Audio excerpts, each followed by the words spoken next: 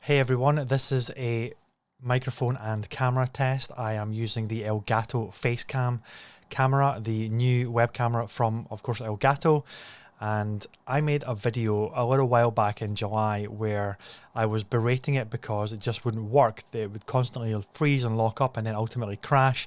Then I would have to restart and it would continue to do that every few minutes. Now, Elgato reached out and sent me a replacement cable, and what is interesting about this new cable is actually on the cable it says it is super fast or super high speed USB actually on the cable, whereas the cable that the camera comes with doesn't have that.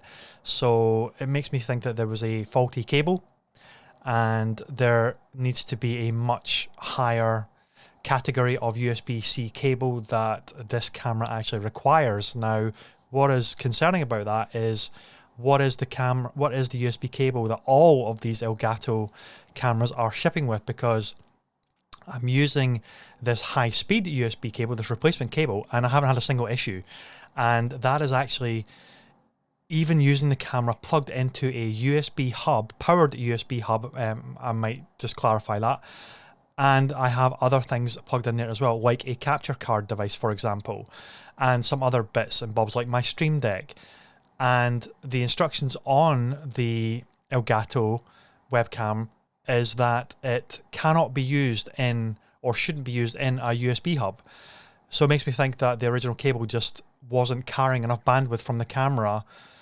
But when I tested it originally, even plugging it directly into the back of the computer with no other connections in the USB ports, it still would crash. So it was obviously an issue with the cable, and it makes me concerned and obviously wonder everybody else that isn't a high-level influencer streamer that got these super high, fast speed USB cables for the promotion and launch of the camera.